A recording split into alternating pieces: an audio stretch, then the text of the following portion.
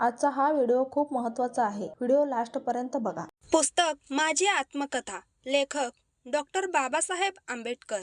प्रकरण 24 कायदेमंत्रे. 29 डिसेंबर 1946 पर्यंत काँग्रेसकडून काहीच विचारले गेले नाही. मी लंडनला जाण्यापूर्वीच माझी व वल्लभभाई पटेल यांची बोलणी मोडली. माझे हंगामी मंत्रिमंडळात जाणे या बाबतीत काही खरेपणा दिसत नाही. काँग्रेसकडून काहीही चिन्हे दिसत नाहीत. जर का काँग्रेसने तसे पाऊल टाकले तर आपल्या पक्षाचा विचार घेतल्याशिवाय व आपल्या समाजाला योग्य ते संरक्षण मिळण्याशिवाय मी कसलेच पाऊल टाकणार नाही. सचिवालयात मला बोलावून स्वतंत्र भारताच्या मंत्रिमंडळात विधिमंत्रीपद स्वीकारण्यास तयार व्हाल काय, अशी पृच्छा नेहरूंनी केली. याला मी होकार दिला. मी मंत्रिमंडळात सहभागी झालो कारण मंत्रिमंडळाला येऊन मिळण्यासाठी मला जे पाचारण करण्यात आले होते विनाअट होते. मंत्रिमंडळात जाऊन दलितांचे हित मला साधता येईल या विचाराने मी मंत्रिमंडळात गेलो. केवळ विरोधाकरिता विरोध करणे या तत्वाचा मला तिरस्कार वाटतो. मी मध्यवर्ती सरकारला जाऊन मिळालो आहे, काँग्रेस पक्षाला नव्हे. आपल्या स्वार्थासाठी काँग्रेस मंत्रिमंडळात मंत्र्यांची जागा घेतली नाही. मंत्री झालो म्हणून मी आपल्या मार्गापासून रसभरही ढळणार नाही. ही अशी शिला आहे, मी तलावात असो व समुद्रात असो मला कोणतेही पाणी वाहून नेऊन बुडवू शकणार नाही. मी आपल्या ध्येयप्राप्तीसाठी सदैव लढत राहणार. यासाठी माझ्या संबंधीची चुकीचा समज करून घेऊन कुणाही अस्पृश्याने काँग्रेसमध्ये सामील होऊ नये. परंतु तुम्ही मात्र काँग्रेसमध्ये गेलात तर ढेकळाप्रमाणे विरघळून जाल, म्हणून तुमची ही संघटना अलिप्त आणि अभंग ठेवा. 10 ऑगस्ट 1951 रोजी नेहरूंना पत्र. माझ्या प्रकृतीची मला आणि माझ्या डॉक्टरांना चिंता वाटत आहेत. तथापि डॉक्टरांच्या स्वाधीन होण्यापूर्वी हिंदू संहिता विधेयक, हिंदू कोड बिल हातावेगळे करण्याची मला उत्कंठा लागून राहिली आहे.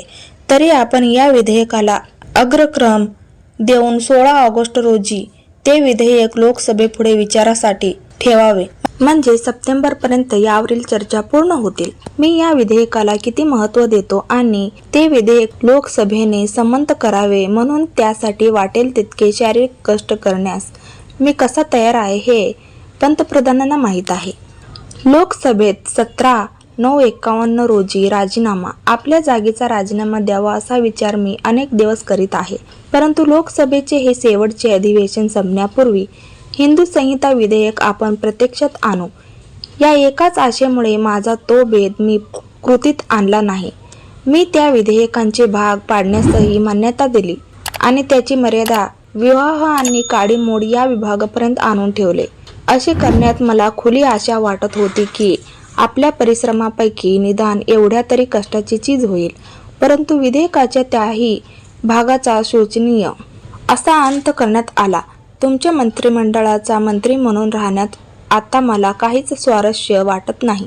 राजीनाम्याबाबत निवेदन. विधिमंत्रीपद देऊ केले तेव्हा पुढे नियोजन खाते तुम्हाला देऊ असे आश्वासन पंडित नेहरूंनी दिले होते. परंतु प्रत्यक्षात मला मंत्रिमंडळाच्या एकही समितीवर घेतले नाही.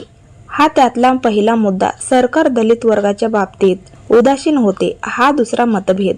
तिसरा मतभेद काश्मीरवरील धोरणेबाबत होता. काश्मीरची फाळणी करून तेथील हिंदू आणि बौद्ध लोकांचा भाग भारताला, मुसलमान लोकांचा हा भाग पाकिस्तानला जोडावा. चौथा मतभेद भारताच्या परराष्ट्रीय धोरणासंबंधी आहे. भारताचे परराष्ट्रीय धोरण चुकीचे असल्यामुळे भारताला मित्रापेक्षा शत्रूच अधिक झाले.